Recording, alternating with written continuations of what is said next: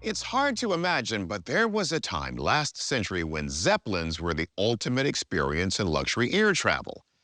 In 1937, that all changed when the Hindenburg flew almost all the way from Frankfurt, Germany to America.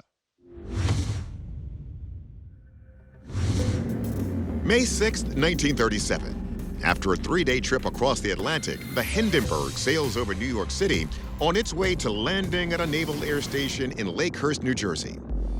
It is a massive 804-foot-long airship kept afloat by more than 7 million cubic feet of hydrogen and carrying 36 passengers and 61 crew.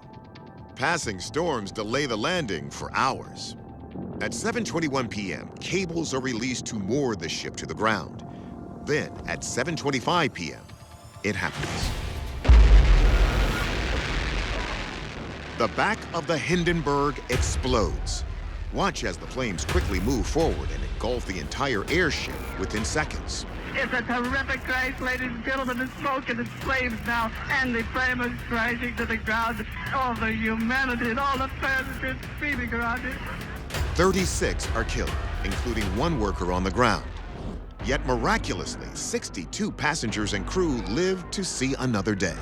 When the Hindenburg incident occurred, massive investigations were launched by both the Americans and the Germans to try and figure out what happened. And both investigations concluded hydrogen inside the balloon ignited somewhere in the tail section. The images of the Hindenburg's explosion are soon seen on newsreels and cinemas around the world. In fact, it may be fair to say this event became one of the first viral moments ever. But what really caused one of the most famous disasters of all time? An accident or something more sinister?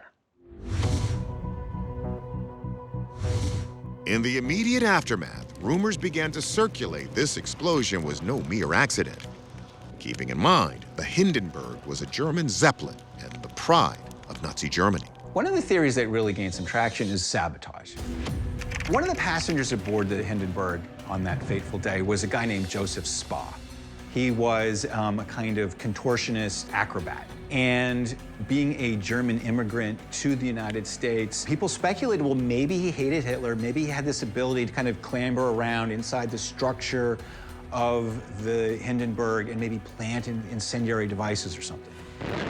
The sabotage theory had enough traction at the time that the FBI took it seriously. They looked into the background of Joseph Spa to see if he might be a really credible suspect. But he seemed to be just a nice family guy, and they looked at the wreckage, trying to find out if there was any bombs or incendiary devices, but they didn't find anything.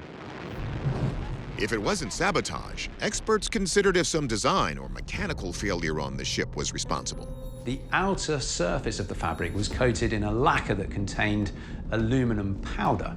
Additionally, the inside of the fabric balloon was coated with an iron oxide, and when you mix them, it becomes a very flammable substance. The theory goes that some sort of spark ignited the lacquer on the surface of the Hindenburg. But what could be the most accepted hypothesis is that it's ultimately the stormy weather that became the catalyst for this disaster. We know that the Hindenburg went through an electrically charged area, like a storm, just before it was supposed to dock.